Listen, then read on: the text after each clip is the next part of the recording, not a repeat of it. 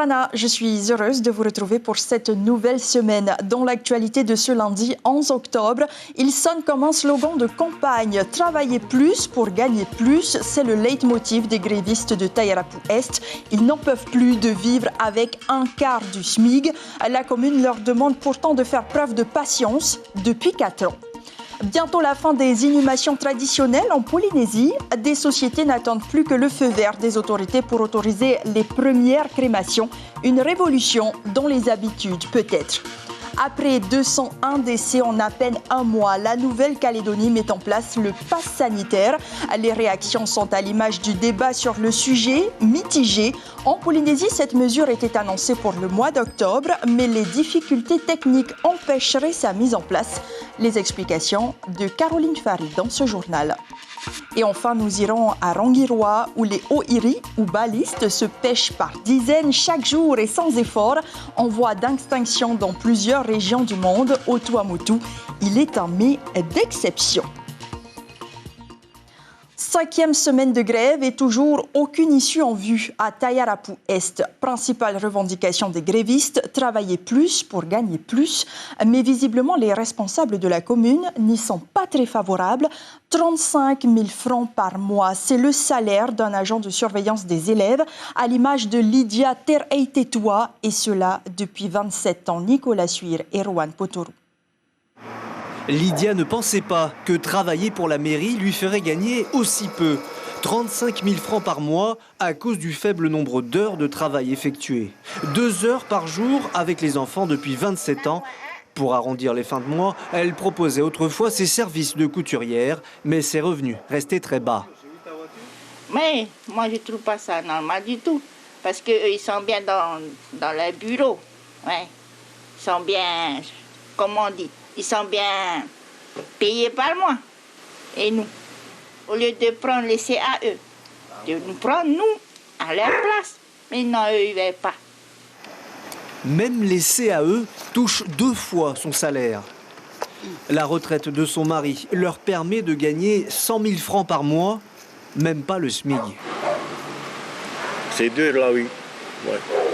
Il y a le courant payé, l'électricité, il y a le téléphone, il y a l'eau, il y a les poubelles, tout ça.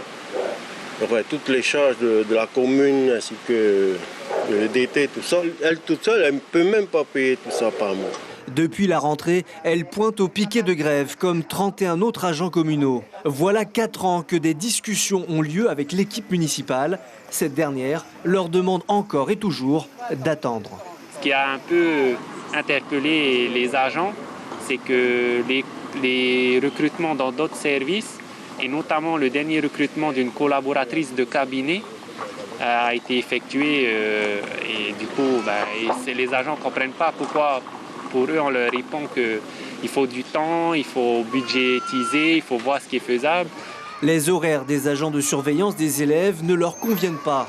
30 minutes de travail à 7 h du matin, puis 1 heure à la pause déjeuner et enfin 30 minutes à la fin des classes.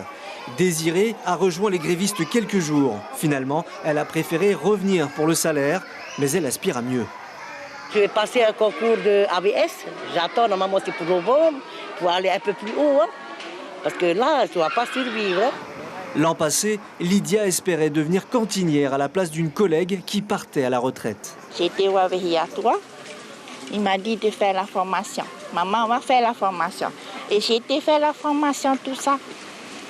Et on ne m'a pas pris. Je suis vraiment déçue. Les grévistes invoquent, entre autres, un texte de loi imposant la mise à disposition d'un agent spécialisé par classe de maternelle. De quoi augmenter sensiblement leurs heures de travail et leur rémunération. La municipalité, elle, n'a pas souhaité s'exprimer. Mais vous l'avez entendu, il serait 32 agents à se plaindre de leurs revenus. C'est une agression qui n'en était pas une. Selon le procureur de la République, nous vous parlions la semaine dernière de cette collégienne contrainte de se battre à la sortie de l'école. Sa mère avait déposé plainte. Après une enquête menée par les gendarmes, il s'agit d'une bagarre volontaire. Les 2 jeunes filles ont fait l'objet d'une convocation en chambre du conseil, de même que 3 autres mineurs pour avoir filmé et diffusé la rixe sur les réseaux sociaux. L'école maternelle ne sera plus une option dès la rentrée 2022. Comme en métropole, la scolarisation des enfants sera obligatoire dès l'âge de 3 ans.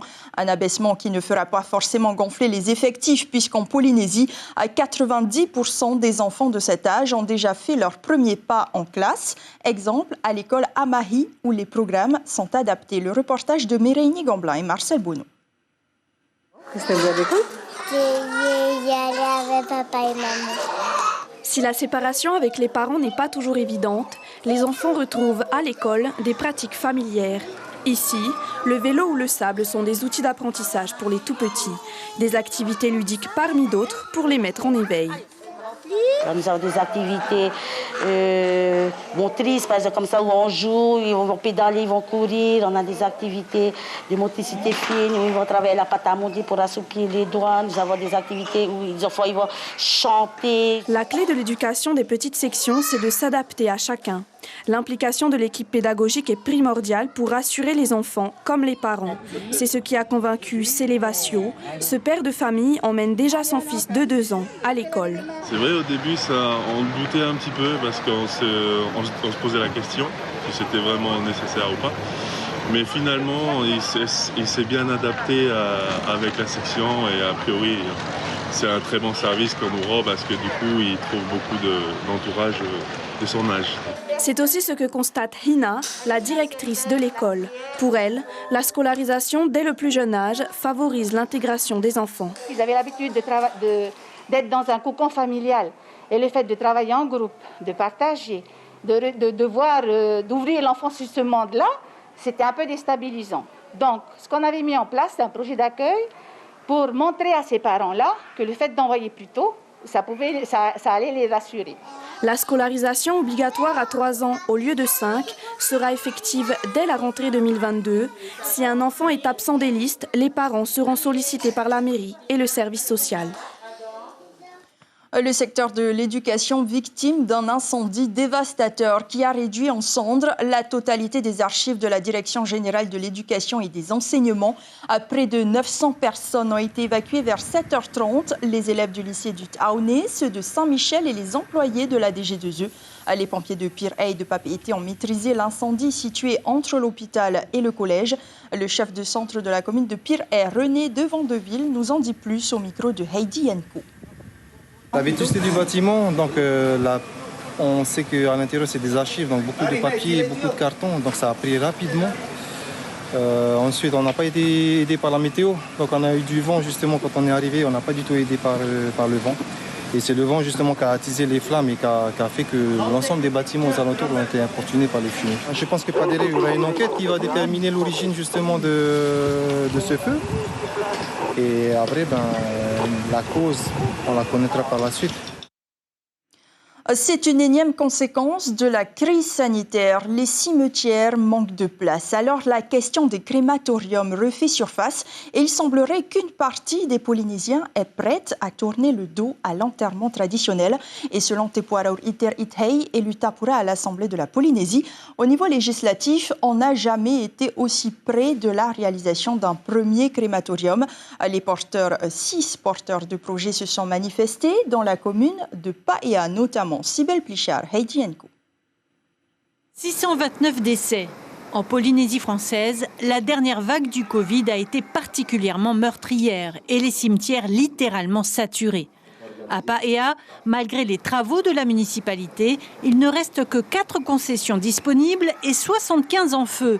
Plus que jamais, le maire est favorable à un projet de crématorium. On sait que la commune de Paea, comme toutes les communes d'ailleurs, souffre d'un déficit d'emprise en matière d'ensevelissement des morts, de cimetières, et à plus forte raison de manière très prégnante dans la commune de Paea, puisque aujourd'hui, il nous arrive, surtout après cette dernière crise-là, à accepter qu'on enterre encore dans des propriétés privées, ce qui est absurde en 2021. L'un des 2 porteurs de projet de Paea, Meriana Chung, imagine une structure de 200 mètres carrés avec un incinérateur made in France. Coût d'une crémation, 800 000 voire 1 million de francs en Nouvelle-Zélande. Le prix serait divisé par 2 à Tahiti, avec la possibilité pour la famille d'assister à la cérémonie. Les mentalités actuellement ont beaucoup changé et puis on a fait une petite enquête sur le terrain. On s'est posté à différents magasins de la commune de Paea et puis on leur a demandé s'ils étaient pour ou contre la construction. Et la majorité a répondu oui. Le projet est désormais possible en Polynésie. Il a fallu modifier le Code général des communes en 2019. Le parcours législatif touche à sa fin. C'est vrai qu'il y a un besoin. Il y a un besoin parce qu'on manque de place. Maintenant, pour rassurer tout le monde, il ne va pas s'agir non plus d'obliger tout le monde à aller vers les crématoriums. C'est-à-dire que c'est un choix qui est donné. Ça augmente l'offre, finalement, d'inhumation. Ceux qui le veulent pourront toujours être inhumés. Et ceux qui le veulent pourront avoir accès au crématorium, mais au moins ce sera possible sur place. Dernière ligne droite, lundi, la conférence des présidents de groupe devrait permettre de connaître la date du vote des représentants à l'Assemblée. Et en pleine épidémie, le gouvernement calédonien enclenche la seconde et impose le pass sanitaire. En vigueur dès aujourd'hui, il ne fait pas l'unanimité. Les opposants à cette nouvelle stratégie sanitaire et à l'obligation vaccinale ont manifesté malgré les interdictions du Haut-Commissariat. Du nord au sud, la détermination affichée est la même. Le reportage de nos confrères de Calédonie la Première. S'ils n'ont pu manifester, comme le 25 septembre dernier, les membres de Réinfo Covid et plusieurs groupes d'initiatives citoyennes ont décidé de contourner l'interdiction par une opération qu'ils ont voulu pacifique et sobrement intitulée « Passe boire café ». Ils étaient un peu plus de 200 personnes, place de la Moselle. Avant toute action, devant le gouvernement situé à quelques centaines de mètres, les coordinateurs du mouvement tiennent à unir le panel varié de citoyens présents sous un seul message. C'est ce qu'on demande aujourd'hui à tous ces élus, à tous ces gens qui sont dans les bureaux, qui ne nous prennent pas en compte et pas en considération et qui nous imposent ce que l'on n'accepte pas. On n'est pas d'accord. Pas d'accord. Il l'était aussi en face de la province Nord à Koné, où le rassemblement était un peu plus réduit. Au congrès de la Nouvelle-Calédonie, une tentative de rassemblement a donné lieu à la mise en place d'un cordon de police. À noter l'appel de la CSTNCFO à participer activement au mouvement Passe boire café. Malgré le peu d'écho produit dans les institutions, cela n'entame pas leur détermination. On veut simplement que tout s'arrête. On veut qu'on enlève cette délibération d'obligation vaccinale. On veut qu'on arrête la pression sur notre peuple. On veut qu'on arrête de traumatiser nos vieux et nos personnes âgées qui, eux, sont en longue maladie, à qui on fait des menaces d'arrêter leur prise en charge, ou alors à nos retraités d'arrêter leur retraite si aujourd'hui ils décident de faire un droit de réserve, un droit de précaution par rapport à ces injections vaccinales.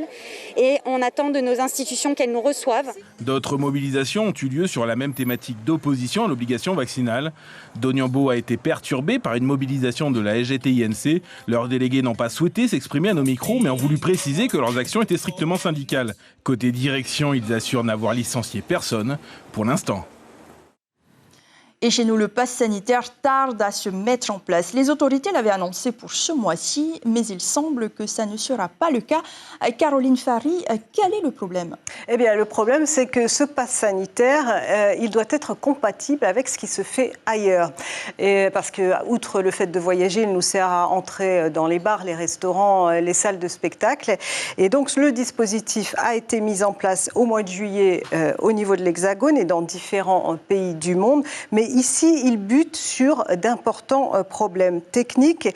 Alors, ce pass sanitaire, voyons un peu de quoi il retourne. Il comprend un certificat de vaccination, un certificat de rétablissement si on est tombé malade dans les 6 mois précédents, et un certificat de test PCR négatif qui date de moins de 72 heures. Problème majeur, si les certificats de vaccination sont disponibles sur le QR code, vous savez qu'on peut voyager maintenant à partir d'ici avec un QR code et un certificat de vaccination, ce sont ces deux données qui posent un problème puisqu'il manque ici une base de données centralisée pour les tests de dépistage en Polynésie. C'est un problème puisque toutes ces données doivent voyager jusque là-bas et donc c'est un problème de tuyau, nous a-t-on expliqué.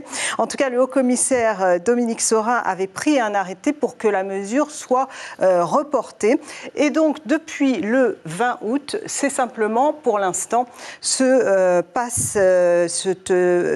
de protection des îles qui a été mis en place sur tous les vols depuis Tahiti vers les Archipels l'archipel et entre les îles d'Eraromatayayata. Mais qui est compétent pour la mise en application de ce pass sanitaire en Polynésie? Eh bien, le dispositif du pass sanitaire, il repose à la fois sur la compétence du pays au nom du secteur de la santé, puisque c'est le pays qui est compétent pour la santé, et il repose sur la compétence de l'État pour la restriction des libertés individuelles. Donc, il se pose un problème technique, mais aussi un problème apparemment juridique. Enfin, toutes ces libertés sont aujourd'hui, en tout cas, on l'a vu aussi en Nouvelle-Calédonie, elles sont défendues par les manifestants chaque samedi. Mais en tout cas, qu'ils se rassurent, parce que le pass sanitaire n'est pas prêt d'être mis en place ce mois d'octobre. Et on peut même oser imaginer qu'il ne sera pas du tout mis en place en Polynésie, puisque, vous le savez, Emmanuel Macron avait évoqué carrément l'annulation du pass sanitaire. Merci beaucoup, Caroline Ferry, pour toutes ces explications. Et malgré l'opposition des manifestants, la vaccination poursuit sa progression. En 72 heures, 906 habitants supplémentaires possèdent un schéma complet, mais des Polynésiens continuent de succomber au virus. Rimatara enregistre son premier mort du Covid, une octogénaire avec des comorbidités et non vaccinée, précise la direction de la santé. Le projet aquacole de Ha est toujours en cours, disait le promoteur chinois Wang Sheng à nos confrères de la Dépêche de Tahiti. Mais sur place, le constat est tout autre. La nature reprend peu à peu ses droits et les employés de chantier sont aux abonnés absents. Une fois de plus, les habitants de l'île ont l'impression d'être oubliés. Ce qui devait être le plus gros investissement privé chinois dans la zone Pacifique ne verra peut-être jamais le jour après avoir été désapprouvé par le président de la République. Sur place, les administrés démentent les propos du promoteur. Réaction recueillie par notre correspondant Mathieu Allou. Plusieurs déclarations sont fausses. Aujourd'hui, il y a eu 2 terrassements, 2 inaugurations. Il dit que les travaux ont commencé alors que la zone est en friche et il faudra recommencer. Ça pousse depuis 2 ans. Voilà. Ensuite, il parle dans son article d'éco-responsable, de projet éco-responsable. C'est un peu fort. Comment on peut valider une étude aujourd'hui sur les rejets en mer des piscines aquacoles sans en connaître les produits? Il ne veut pas donner la liste de ses produits et on valide l'étude. Et puis on sait que la production de 50 000 tonnes de poissons, même avec toutes les normes éco-responsables, polluera toujours le lagon. Et dans son rapport, la CTC a invité le gouvernement à plus de vigilance après les délais non respectés par le promoteur chinois. Le gouvernement a déjà déboursé 620 millions de francs pacifiques pour la société Tahitian Ocean Food, dont 3 millions de frais de réception. De leur côté, les protestants de Hanau à Bora Bora pourront bientôt disposer d'un nouveau temple. Il a fallu attendre 1 an avant que les matériaux de construction soient livrés sur l'île. 3 containers ont été acheminés par bateau. Les travaux pourront enfin démarrer avec l'aide des fidèles. Alfred Guillou, un élève diacre de la paroisse, répond à Rosanam Eihuta. Là, on va dépoter les 3 conteneurs qui sont arrivés. Et puis les ramener vers un an, début des soucis qu'on a eus par rapport au confinement et tout ça. Donc ça a pris un peu de temps pour réceptionner le matériel. Pour clore ce journal, direction Rongiroa, où les O'Eo et les O'Iri remplissent les assiettes des habitants. La saison, même avec 1 mois de retard, a démarré pour le plus grand bonheur des pêcheurs, professionnels ou novices. Les commentaires de James O sur des images de notre correspondant Bélène Ferro.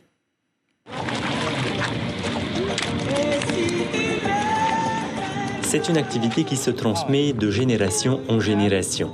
Chaque année, vers le mois de septembre, les habitants de Rongiroa se retrouvent sur le quai de Ohotu pour pêcher le O'Iri.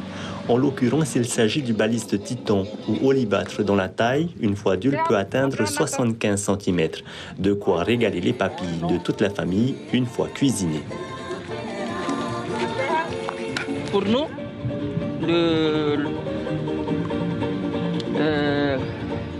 O'Iri, comme on dit en tahitien, c'est ce qu'il y a dedans, son foie gras. C'est comme si, c'est comme le foie gras. Hein? Nous, c'est notre foie gras en poisson. À partir du mois de septembre, ça commence. Et là, il y a les gens qui viennent sur le quai pêcher le ouïri. Hein? Voilà. Pour venir avec les crabes et la pieuvre, comme on dit. Hein?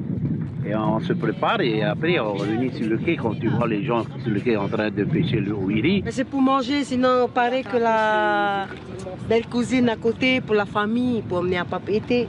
Mais sinon d'abord non, hein? On va goûter d'abord, on va manger d'abord, après Papeete. Mais le ouïri n'est pas la seule espèce de poisson pêchée par la population en ce moment.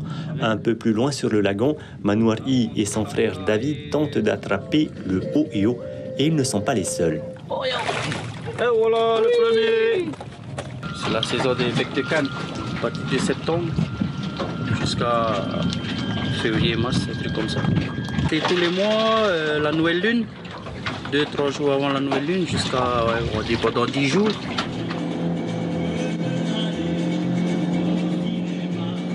Une pêche de loisirs éco-responsable et durable qui va se poursuivre jusqu'à la fin de l'année. C'est la fin de cette édition. Nous retiendrons cette information pour ce lundi soir. 5e semaine de grève et toujours aucune issue en vue à Tayarapu Est, où une partie des agents demande à travailler plus pour gagner plus. Certains d'entre eux gagnent 35 000 francs par mois pour 40 heures de travail mensuel. Vous avez pu voir l'exemple de Lydia Tereitetoua dans ce journal. 27 ans que cela dure. Les discussions avec la commune n'aboutissent pas. 4 ans que le syndicat milite pour la cause des salariés concernés. Demain, Ibrahim Ahmed Aziz reçoit Wendy Moukoui dans votre émission L'Invité Café. La directrice de l'ADI en Polynésie fera le point sur les projets portés par l'association depuis 12 ans maintenant. À la une de vos quotidiens, demain, La Dépêche titre sur ce fait totalement saugrenu. Un ancien pilote d'Air Tahiti a été interpellé parce qu'il voulait se cracher sur Notre-Dame à Paris. Et Tahiti Info vous explique pourquoi le pass sanitaire traîne.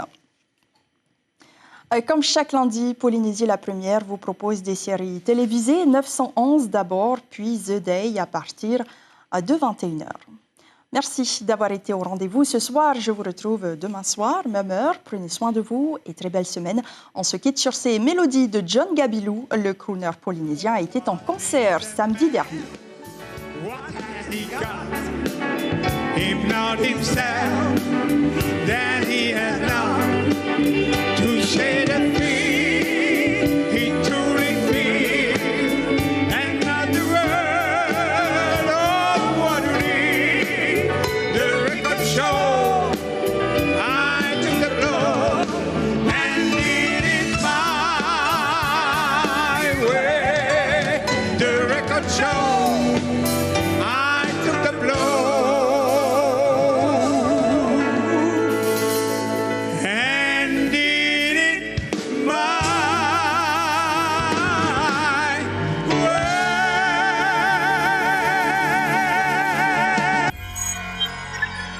Retrouvez ce programme en replay sur notre site internet.